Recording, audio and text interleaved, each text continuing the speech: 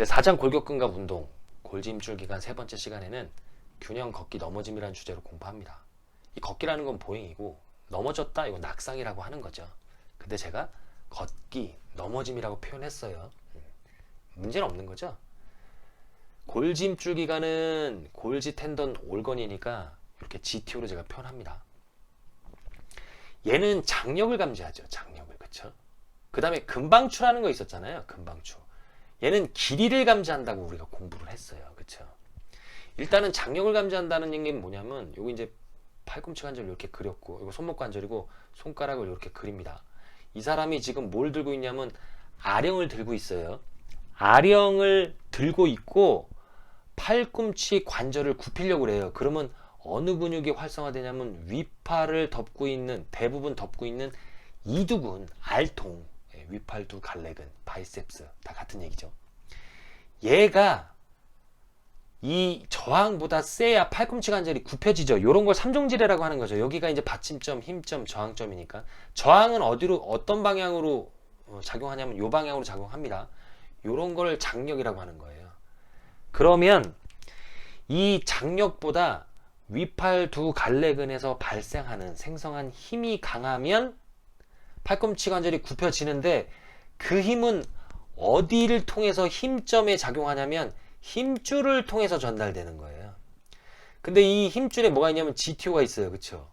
이 GTO가 판단하기에 이 장력이 너무 세다라고 하면 힘줄이 끊어질 수 있잖아요. 그쵸? 그러므로 이건 지사정이고 힘줄 끊어지면 어떡할 거야? 이 근육이 책임질 건 아니잖아요.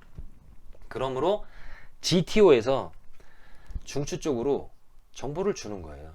구심성 감각 섬유를 통해서 이런 거를 우리가 뭐라고 공부했냐면 타입 1B 구심성 감각 섬유다 라고 공부를 했고, 그러면 중추에서는 알파 운동신경을 억제시키죠.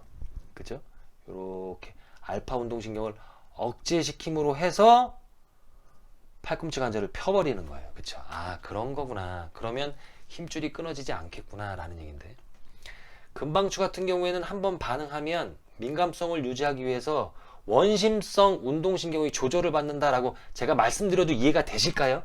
앞서서 이미 다 공부했는데 그런 걸 뭐라 그래요? 감마 운동신경이다 라고 공부했어요. 얘가 있기 때문에 근방추는 민감성을 되찾아요. 근방추에 추내근 섬유가 있었잖아요. 방추 속 근섬유, 근육섬유. 그것도 길이가 변하잖아요. 가장자리에. 그 가장자리의 길이를 원상태로 돌려주는 게 감마운동신경이다 라고 해서 제가 감마운동신경과 알파운동신경이 코어를 합니다 라고 제가 그런 얘기까지 했었는데 어쨌든 그래요. 요런 거구나. 그러면 GTO에도 한번 활성화되면 다시 민감성을 찾기 위해서 원심성 운동신경 조절이 있을까? 그런 게 없어요. 얘는 그런 게 없음에도 불구하고 조절을 하는 거예요. 예를 들어서 우리가 걸을 때 땅을 디디잖아요. 이거 발목입니다. 이게 발이에요. 여기가 발목이에요. 그러면 발목을 편근히 수축해야 될까요? 이완해야 될까요? 이렇게 딱 땅을 디딜 때 당연히 수축해야죠. 그래야 넘어지지 않죠. 그쵸? 근데 똑같은 편근이라도 다리를 흔드는 구간이 있잖아요. 요 육악기라고 하는 거죠. 스윙. 그쵸? 요럴 때는 똑같은 편근을 억제해야 돼요. 아, 그러니까 상황에 따라서 GTO가 활성화시키기도 하고 또 비활성시키기도 하는구나. GTO의 어떤 경로에 따라서. 그러니까 이 매우 중요한 거죠. 이 GTO라는 놈이 만약에 고장났다 그러면 균형을 잡기가 힘듭니다. 왜냐하면 이 GTO라는 거, 이 장력이 지금 요렇게 작용한다고 그랬잖아요. 중력 방향이잖아요. 이거 어떻게 보면 중력이 늘 작용하죠. 우리가 걷는 순간에는. 그쵸? 우리는 끊임없이 걷잖아요. 사실은 끊임없이 걷는다는 게 하루 종일 걷는다는 얘기는 아니에요. 많이 걷잖아요. 그러면 중력의 영향을 많이 받을 거 아니에요. 그쵸? 그러면 중력에 대항해서 뭔가를 조절해야죠. 그걸 누가 한다? GTO가 하는데 어디서? 하체에서. 그러니까 하체에 있는 GTO는 매우 중요하다. 하체에 있는 GTO가 무너졌다? 균형을 잡기가 힘들고 걷기조차 힘들어지는 거예요. 이거. 그럼 넘어지는 거예요. 아, 그렇구나. GTO는 원심성 운동신경의 조절 없이도 상황에 따라서 조절을 해요. 민감성 조절해주는 거 없어요. 상황에 따라서 얘가 해줘요. 얘가 얼마나 고맙냐고요. 얘는 눈이 있나? 라고 제가 학생들한테 얘기하는 이유가 바로 이런 거고, 요거는 다 이건 참고로 기계적 수용체입니다. 제가 기계적 수용체입니다 라고 하면 기계적 수용체가 뭔가 이렇게 물어보시는 학생들이 계시는데, 화학적 수용체는 농도를 감지한다 라고 생각하시면 돼요. 뭐 이산화탄소의 농도, 산소의 농도 이런 거 체내에서.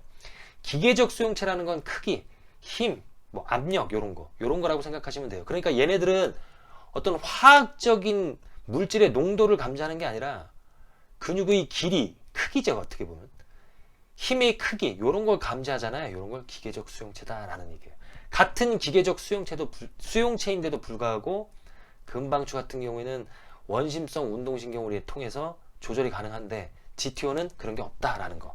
요 얘기를 좀 한번 하고 싶었는데 어떻게 얘가 뺑뺑뺑 돌았네. 자, 여기까지 하고 골짐줄 기간은 안녕 하겠습니다. 저는 항상 여러분들 편입니다.